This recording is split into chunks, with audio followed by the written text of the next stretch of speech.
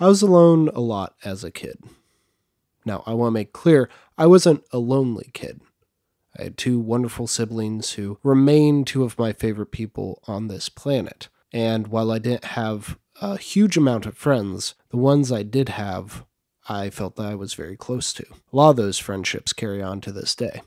No, I was alone a lot as a kid because I was comfortable being alone. I liked to play by myself, put on some music or an audiobook or a radio drama, bust out my Legos, or even play some Monopoly and Life by myself. Yes, that sounds absolutely insane and slightly depressing, but it was one of my favorite things to do.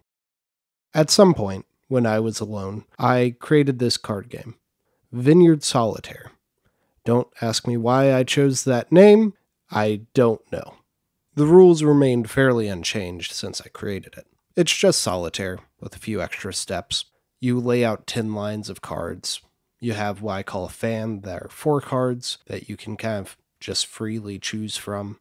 You can layer the cards into 2 stacks, but that locks the top card into place. And you can't move that bottom card around on the lower stack until you move it up to the top row. Jokers lock cards into place until you get 6 of a kind, and the rest is solitaire. It's not a hard game, although it is possible to lose, but it was a way of spending time. I often needed to do something to keep my hands busy, while my mind wandered around, created stories, thought about stuff. You know how kids are. And so I played Vineyard Solitaire a lot as a kid. I don't think I've ever shown anyone else the rules before. Maybe my grandmother. I can't remember, and I can't ask her anymore. When I got the cards out to make this video, I wasn't even sure if I remembered how to play it. It has been a few years, but it came back, muscle memory and all. I like being alone. I like being around people. I have a lot of people who I love and who love me, and I could not get through this life without other people. But there's something dependable about being alone sometimes. I can always find something to do.